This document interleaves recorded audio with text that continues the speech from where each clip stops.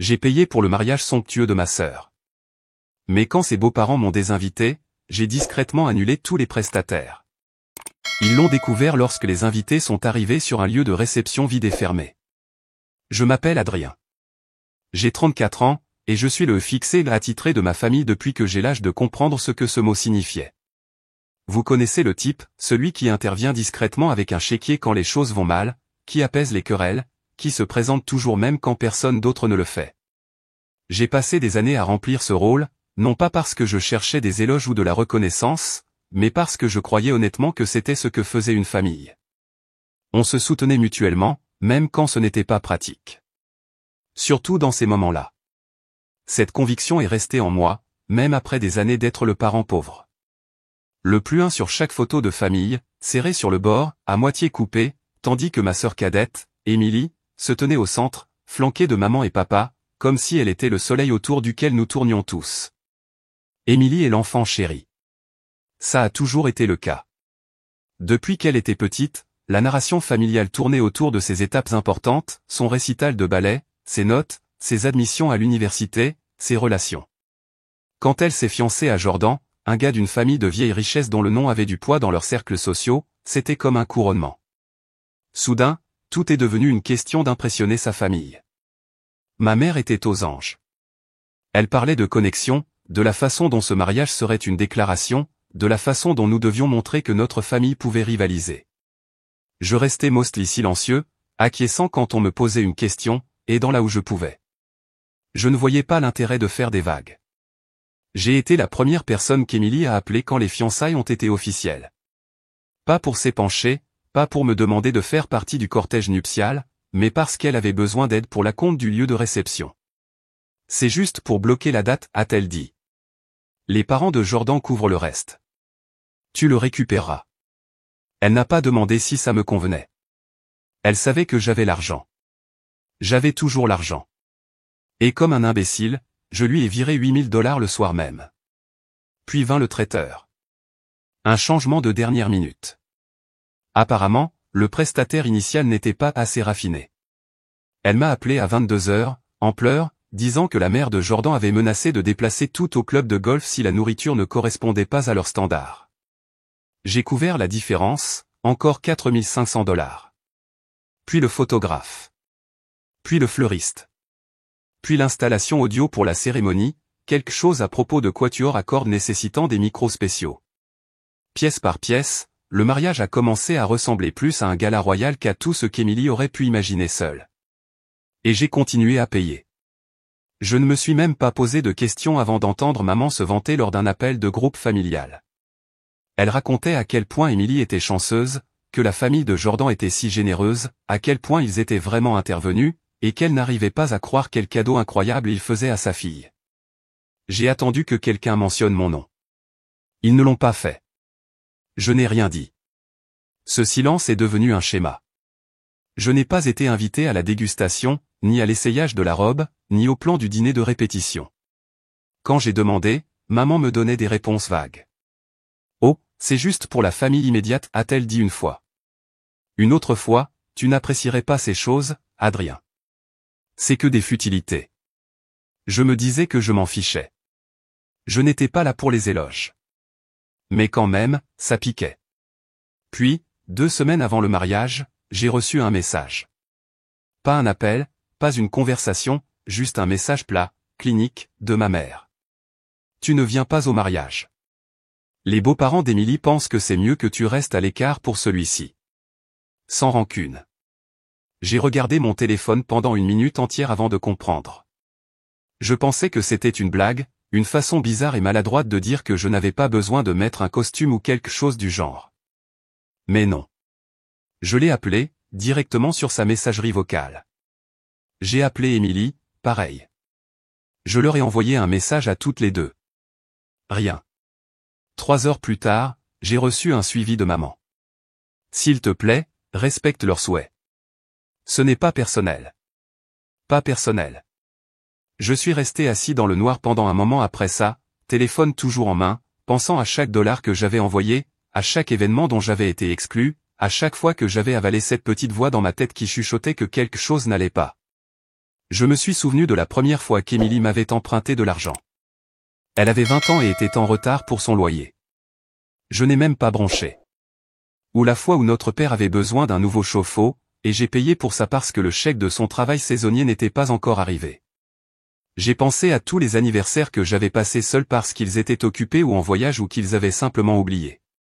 Et je me suis souvenu du message vocal de ma tante l'année dernière, celui où elle disait « Tu tiens vraiment cette famille ensemble, tu sais ?»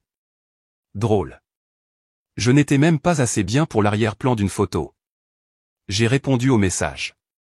Bien reçu. C'est tout ce que j'ai dit. Pas d'argument, pas de culpabilité, pas de supplication pour être inclus. Juste un accord silencieux. Et puis je suis allé sur mon ordinateur portable. La première chose que j'ai faite a été d'appeler le lieu de réception. La réservation était à mon nom. C'est moi qui avais signé le contrat et versé l'acompte. Je leur ai demandé ce qui se passerait si j'annulais. Ils ont été polis, bien qu'un peu confus. Vous êtes largement dans les temps, m'ont-ils dit. Il y aurait un remboursement partiel, mais la date serait immédiatement libérée. Je l'ai annulé. Ensuite, le traiteur. Même situation. Ils avaient ma carte en dossier, ma signature. J'ai demandé les conditions d'annulation. J'ai aussi obtenu un remboursement partiel là-bas. Photographe, annulé. Digi, terminé. Fleuriste? Ils étaient en fait soulagés. Apparemment, Émilie avait modifié les arrangements tous les 2 jours, et ils commençaient à perdre patience. Au moment où j'ai eu fini, tout ce qu'ils croyaient être verrouillé avait disparu. Mais je ne leur ai pas dit. Je n'ai pas dit un mot. J'ai simplement laissé le silence s'étirer. Quelques jours ont passé. Puis une semaine. Le mariage était prévu pour samedi. Je savais qu'il finirait par le découvrir, mais pas par moi. Je me suis dit qu'il serait soit trop distrait pour remarquer, soit trop arrogant pour imaginer que je m'en irais vraiment. C'est ça, être la personne fiable, les gens supposent que vous continuerez à vous présenter, peu importe combien de fois ils vous claquent la porte au nez. Le silence était presque paisible, jusqu'au jour du mariage.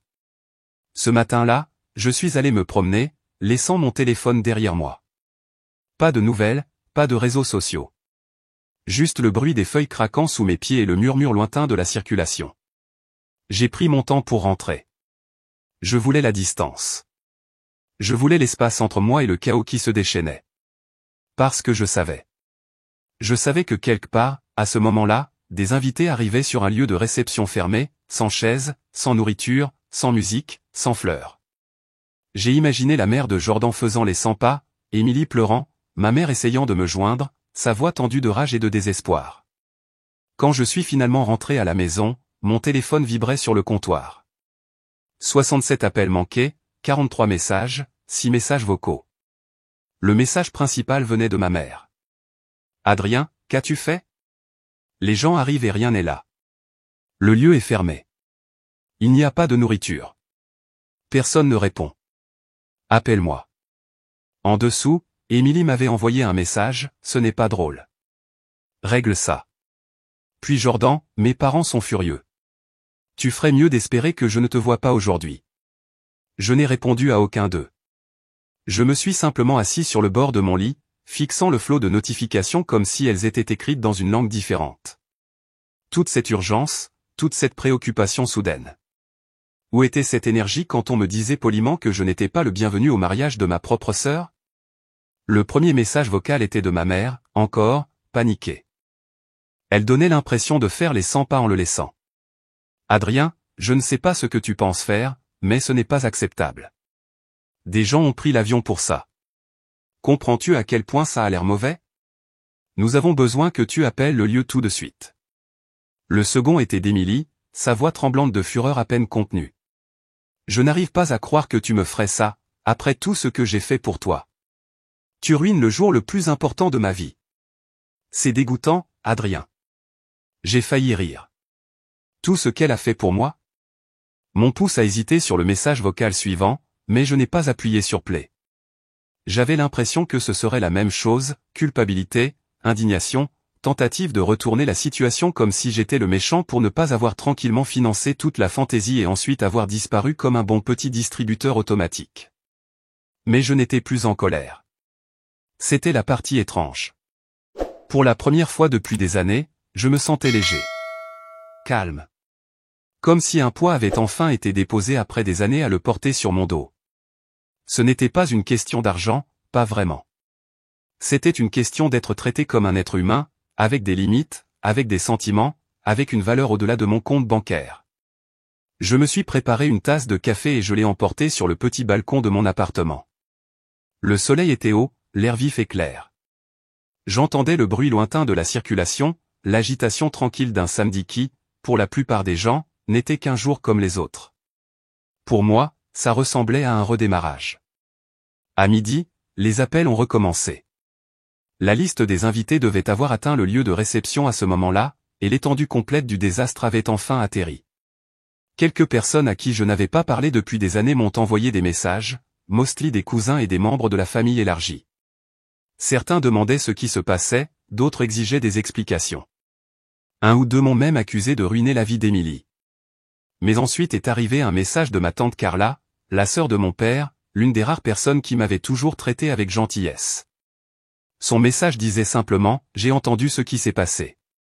Je suis tellement désolé qu'il t'ait traité comme ça. Si tu as besoin de quoi que ce soit, je suis là. » C'est le seul auquel j'ai répondu. En fin d'après-midi, les choses se sont déchaînées publiquement. Des photos ont commencé à circuler en ligne, des invités en costume et en robe de cocktail debout devant un lieu de réception fermé. Quelqu'un avait pris une photo du panneau fermé pour événements privés, toujours scotché sur le portail, intact. Un autre avait filmé Jordan se disputant avec ce qui ressemblait à un gardien de parking. Il n'y avait pas de food truck, pas de décoration, pas de musique. Juste de la confusion et une frustration croissante. Une amie du lycée à qui je n'avais pas parlé depuis des lustres m'a envoyé un lien vers un post Facebook d'un membre de la famille de Jordan. C'était un long et furieux coup de gueule sur les familles avec droit, sur la façon dont certaines personnes ne peuvent clairement pas organiser un vrai mariage, et sur la façon dont certaines personnes avaient saboté une belle journée parce qu'elles ne pouvaient pas supporter de ne pas être au centre de l'attention. Je n'ai même pas pris la peine de répondre. Laissez-les construire l'histoire dont ils avaient besoin pour se sentir justes. Mais ensuite, vers 17h12, mon téléphone a de nouveau sonné. Cette fois, j'ai répondu. C'était maman. Adrien, dit-elle, sa voix fine et rauque. Il faut qu'on parle. Il n'y avait pas de chaleur dans son ton, juste de l'urgence, peut-être même du désespoir. Je suis resté silencieux. On est à l'hôtel maintenant, a-t-elle continué. Émilie est hystérique. Les parents de Jordan sont furieux. C'est un désastre. Tu ne peux pas juste disparaître et nous laisser comme ça. Pourquoi ferais-tu quelque chose aussi cruel? J'ai expiré lentement, serrant le téléphone plus que nécessaire. Tu as dit que je n'étais pas invité, ai-je dit calmement. J'ai respecté ça. Ce n'est pas ce que je voulais dire, a-t-elle claqué. Tu savais que ce n'était pas personnel. C'était personnel pour moi. Il y a eu une pause, longue. J'entendais des voix étouffées en arrière-plan, peut-être Émilie criant, peut-être quelqu'un pleurant. Puis maman a dit, tu n'avais pas à tout détruire. Je n'ai rien détruit, ai-je répondu. J'ai juste arrêté de payer pour ça. Un autre silence. Puis, presque en un murmure, Adrien, il pense que tu as fait ça pour la punir. J'ai laissé cela planer dans l'air un instant. Non, ai-je dit. C'était moi qui me choisissais enfin. Elle a commencé à répondre, mais je l'ai coupée. Maman, je n'ai rien dit quand tu m'as laissé en dehors de tout. Pas la dégustation, pas le dîner de répétition, pas même une place au mariage. J'ai donné de l'argent, j'ai donné du temps, j'ai donné du soutien. Et en retour, j'ai reçu un message me disant que j'étais un inconvénient à retirer. Ce n'était pas personnel. Tu as signé ton nom à ça. Elle est redevenue silencieuse. Tu ne décides pas quand je compte et quand je ne compte pas, ai-je dit. Tu ne peux pas m'utiliser comme une ressource et ensuite me jeter comme un déchet. Je suis ta mère, dit-elle doucement. Et je suis ton fils, ai-je répondu. Drôle comme ça ne semble compter que quand je paye la facture. Sa voix s'est un peu brisée après ça. Adrien, qu'est-ce qu'on est censé faire maintenant? Je n'ai pas répondu tout de suite. J'ai juste regardé le paysage urbain, regardant le soleil plonger derrière les bâtiments, le ciel prenant ce doré profond qui me faisait toujours me sentir à la fois petit et ancré. Finalement, j'ai dit, je ne sais pas, maman. Mais je ne serai plus ton filet de sécurité. Puis j'ai raccroché. Je savais que ce n'était que le début, qu'il y aurait des retombées, que la famille de Jordan monterait en épingle, qu'Émilie crierait, que maman ferait une spirale. Je savais l'histoire qu'il raconterait sur moi, le frère aîné scélérat qui a ruiné le conte de fées. Mais pour une fois, je m'en fichais. J'avais enfin tracé une ligne, et le véritable ajustement des comptes n'avait même pas commencé. Les appels n'ont pas cessé. Ils ont ralenti, bien sûr, se transformant de tempêtes de sonneries paniquées en tentatives plus calmes et stratégiques. Mais ils n'ont pas cessé. Le père de Jordan m'a laissé un message vocal le lendemain. Calme. Froid. Quelque chose sur les ramifications légales et la rupture d'un accord verbal. C'était drôle, d'une manière amère. J'entendais presque le club de golf dans sa main pendant qu'il le dictait, comme si j'étais un prestataire sous-performant, pas un être humain qui avait personnellement financé la fantaisie dans laquelle son fils s'était marié. Je n'ai pas répondu. Je n'ai pas non plus bronché. Laissez-les me poursuivre en justice pour avoir annulé des choses que j'avais payées, sous mon nom, avec ma carte. Laissez-les expliquer à un avocat comment ils ont désinvité l'homme qui a financé toute l'opération, puis ont supposé qu'il se présenterait quand même, silencieux, invisible et obéissant, comme un chèque qui se signe tout seul. J'ai passé la semaine suivante loin des réseaux sociaux, loin des conversations familiales, loin de tout. J'avais besoin d'air. J'avais besoin de distance. Je suis resté local, j'ai fait du sport le matin, j'ai lu dans des cafés, j'ai fait des trajets plus longs pour rentrer à la maison. Personne ne me reconnaissait, et j'aimais ça. Ça me semblait propre, comme si je me rinçais des années de résidus accumulés, me débarrassant de l'identité qu'ils avaient taillée pour moi, la banque, le frère de l'arrière-plan, le fils silencieux. Mais le silence a une durée de vie. Et le 6e jour après l'implosion du mariage, ce silence s'est brisé. C'était le soir. Je venais de m'asseoir avec une assiette de plats à emporter quand ma sonnette a retenti. Je n'attendais personne. L'immeuble a une caméra à la porte d'entrée, alors j'ai allumé l'écran, m'attendant déjà à moitié à un livreur qui s'était trompé d'appartement. C'était Émilie. Les cheveux relevés en un chignon désordonné, le maquillage maculé, les bras serrés contre sa poitrine, comme si elle se retenait par pure volonté. Son téléphone était serré dans une main, l'écran toujours allumé, comme si elle avait relu quelque chose sans cesse. Je n'ai pas bougé. Elle a sonné à nouveau, puis une 3e fois. Puis elle a levé les yeux vers la caméra. « Adrien, dit-elle, sa voix à peine audible à travers le haut-parleur. Je sais que tu regardes. » Je suis resté figé. Je ne savais pas ce que je ressentais. Pas de la colère exactement, et pas de la sympathie non plus, juste un mélange lent et confus de confusion, de détachement et de quelque chose d'aigu que je n'arrivais pas à nommer. « J'ai besoin de te parler, dit-elle, sa voix se brisant légèrement. S'il te plaît. » Après un moment, j'ai appuyé sur le bouton. La porte s'est ouverte en un clic. Quelques minutes plus tard, elle se tenait dans mon couloir, les bras toujours croisés, les yeux parcourant la pièce comme si elle ne reconnaissait pas tout à fait l'endroit. Je ne lui ai pas offert de siège. Je ne lui ai pas offert d'eau. Je me suis simplement adossé au mur et j'ai attendu. Elle n'a pas parlé tout de suite, elle m'a juste regardé. « Tu l'as vraiment fait, dit-elle finalement, presque avec admiration. » Je n'ai rien dit. « Tu as vraiment tout annulé. » Oui. Tu ne nous as même pas prévenus. Vous m'avez dit que je n'étais pas le bienvenu. Sa bouche a tressailli. Je ne savais pas si c'était de la frustration ou de la culpabilité. Ce n'était pas moi. C'était maman. Tu ne l'as pas arrêtée. Elle a ouvert la bouche, puis l'a refermée. Ce n'était pas comme si je pouvais. Tu aurais pu m'appeler. Tu aurais pu m'envoyer un message. Tu aurais pu dire, Adrien, je veux que tu sois là. Mais tu ne l'as pas fait. Elle a baissé les yeux. Je pensais que tu te présenterais quand même. Ça a piqué plus que je ne voulais l'admettre. Non pas parce que j'y avais songé ou je ne l'avais pas fait, mais parce que ça confirmait quelque chose que je soupçonnais depuis longtemps, il ne me voyait pas comme une personne avec des limites, juste comme une garantie. Le gars qui se présente, paie, et se tait. As-tu jamais eu l'intention de me rembourser, ai-je demandé, ma voix plus douce maintenant. Elle n'a pas répondu tout de suite. Puis, non. Simple. Honnête. Terrible. J'ai expiré lentement. Alors qu'est-ce que tu fais ici, Émilie ? Ses yeux se sont levés vers les miens. Je ne sais pas. J'ai cru ça. Il y eut un long et pesant silence entre nous. J'ai regardé son visage, vu le léger tressaillement de sa mâchoire, le stress, la honte, l'orgueil têtu luttant pour ne pas se briser. Elle semblait plus petite d'une certaine manière, pas physiquement, mais en présence. La fille qui commandait chaque pièce où nous entrions, qui faisait tourner les têtes et brandissait l'attention comme un projecteur, se tenait maintenant devant moi, atténuée. Pas vaincue, mais réelle. Le regrettes-tu, ai-je demandé. Elle a tressailli. Quoi? Le mariage? Non. Le message. Sa lèvre a tremblé pendant une seconde. Je ne l'ai pas écrit, Adrien. Mais j'ai laissé faire. C'était le plus proche que j'aurais d'une excuse. J'ai acquiescé une fois.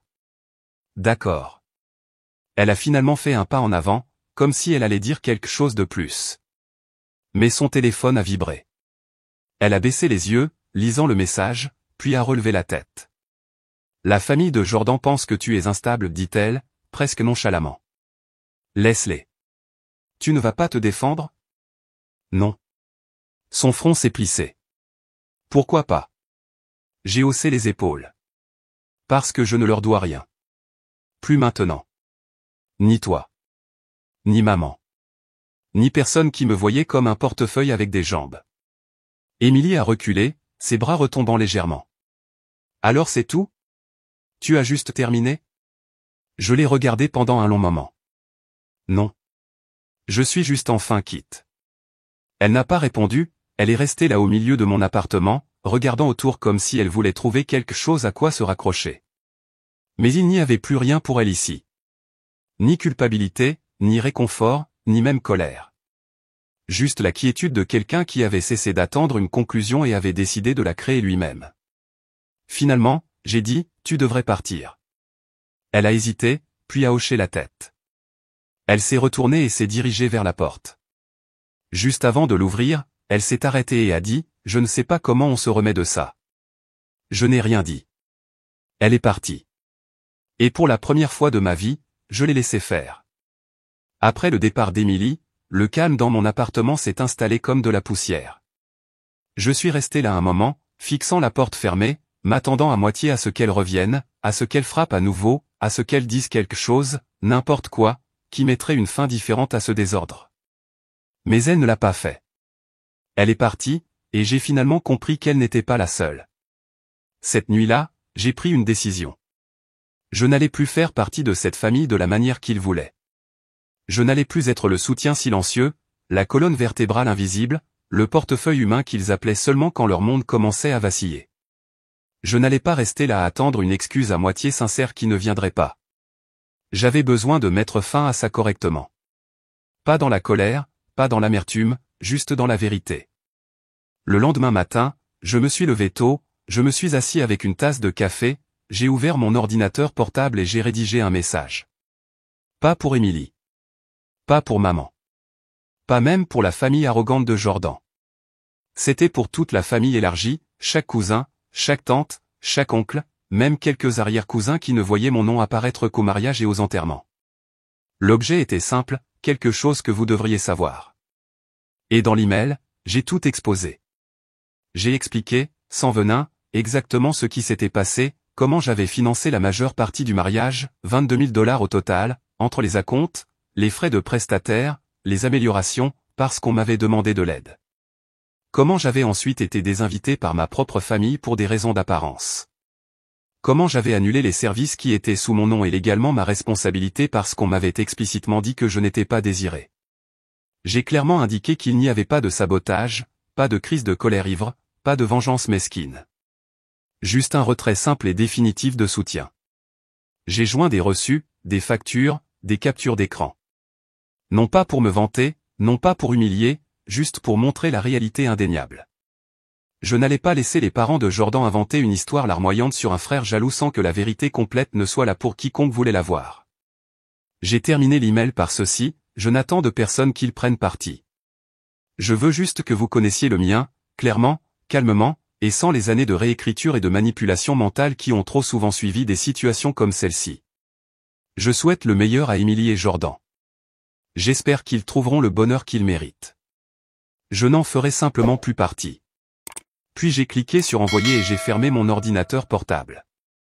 Je n'ai pas attendu de réponse. Je me fichais de qui bavardait, qui s'énervait, qui haussait les épaules et retournait à son brunch. Je ne faisais pas ça pour les applaudissements. Je le faisais parce que, pour une fois, j'avais besoin d'être de mon côté, pas du leur. Les retombées ont été immédiates. À midi, mon téléphone s'est de nouveau allumé. Pas avec de la haine, étonnamment, mais avec des messages de quelques cousins que je connaissais à peine. Des messages silencieux, privés. Hey mec, je suis désolé. Si jamais tu veux boire un verre, fais-le-moi savoir. Je suis Team Adrien. On savait tous un peu qu'il te traitait mal. Aucun de nous n'a rien dit. C'est de notre faute. Je n'ai pas répondu à la plupart d'entre eux. J'ai apprécié, vraiment. Mais il ne s'agissait pas de validation. Il ne s'agissait pas de tout brûler pour une foule en délire. Il s'agissait de m'éloigner d'une vie où l'on s'attendait à ce que j'avale tout et que je fasse semblant que ça avait bon goût. Bien sûr, maman a fini par répondre aussi. Un long email décousu plein de justifications et de non-excuses à moitié sincères. On ne voulait pas que ça dégénère. On était sous beaucoup de pression de la famille de Jordan. Tu aurais dû mieux communiquer. La famille, c'est le pardon. Elle a même essayé la carte émotionnelle, tu sais que ton père aurait eu le cœur brisé de nous voir comme ça. Je n'ai même pas fini de le lire. Je l'ai archivé et j'ai bloqué son numéro. Je n'étais pas en colère. Je n'étais même plus blessé. Je n'avais simplement plus rien à lui donner. Le coup de grâce est arrivé environ une semaine plus tard, bien que je ne l'ai su que lorsque ma tante Carla m'a appelé, riant si fort qu'elle pouvait à peine parler. Apparemment, la famille de Jordan, si obsédée par le statut et les apparences, n'avait pas apprécié que le fiasco du mariage soit exposé publiquement. Non pas parce que j'avais divulgué quoi que ce soit, mais parce que l'un des invités, un cousin éloigné de Jordan, l'avait posté sur Facebook avec des détails graphiques et humiliants. Un blog à potins local l'a repris, puis un média régional. Désastre des mariages, célébration à 100 000 $ et se termine sur un LIEUVI des invités en colère. La famille de Jordan était mortifiée. Furieuse. Leur image soigneusement entretenue en a pris un coup. Il y a eu des discussions sur des options légales, mais rien n'en est sorti car, encore une fois, tous les contrats étaient liés à moi, et j'étais légalement en règle. Jordan a apparemment commencé à s'éloigner d'Emily presque immédiatement après. Accusations chuchotées, tensions, ressentiment. Les fissures se sont élargies jusqu'à ce que, 6 mois plus tard, il demande le divorce. Je ne l'ai pas célébré. Le divorce est laid. C'est douloureux, même lorsque les personnes impliquées sont égoïstes et superficielles. Mais dans l'intimité de mon esprit, j'ai reconnu une vérité que je ne pouvais ignorer, ils avaient construit leur mariage sur du sable, sur des mensonges, sur le droit. Et quand la marée a fini par arriver, ils ont été choqués de constater qu'il n'y avait aucune fondation en dessous d'eux. Quant à moi, je suis passé à autre chose. J'ai changé de travail, j'ai quitté la ville où j'ai grandi pour une où personne ne me connaissait comme le frère d'Emily, ou celui qui aidait toujours. J'ai construit une nouvelle vie, plus petite, plus calme, mais infiniment plus la mienne. J'ai arrêté de me présenter juste parce qu'on s'y attendait. J'ai arrêté de répondre aux appels qui ne venaient que quand quelqu'un avait besoin de quelque chose. J'ai arrêté de trouver des excuses pour des gens qui ne feraient pas la même chose pour moi. Et j'ai commencé à vivre, à vraiment vivre. J'ai voyagé, j'ai commencé la photographie, je me suis fait des amis qui me connaissaient non pas pour ce que je pouvais donner, mais pour qui j'étais. Parfois, tard dans la nuit, je pensais à eux, à mon ancienne famille, et je me demandais s'ils avaient jamais vraiment compris pourquoi j'étais parti. S'ils s'asseyaient autour des tables de fête avec une chaise vide bien visible et chuchotaient à quel point j'avais changé, à quel point j'étais devenu froid. Peut-être l'ont-ils fait. Mais plus probablement, ils m'ont juste remplacé par le silence. Les familles comme ça sont expertes pour réécrire l'histoire. Quoi qu'il en soit, ça n'avait pas d'importance. Je n'étais plus leur fantôme à invoquer. J'étais libre. Et cette fois, ce n'était pas parce qu'ils l'avaient permis. C'était parce que je l'avais pris. Et je n'ai jamais regardé en arrière.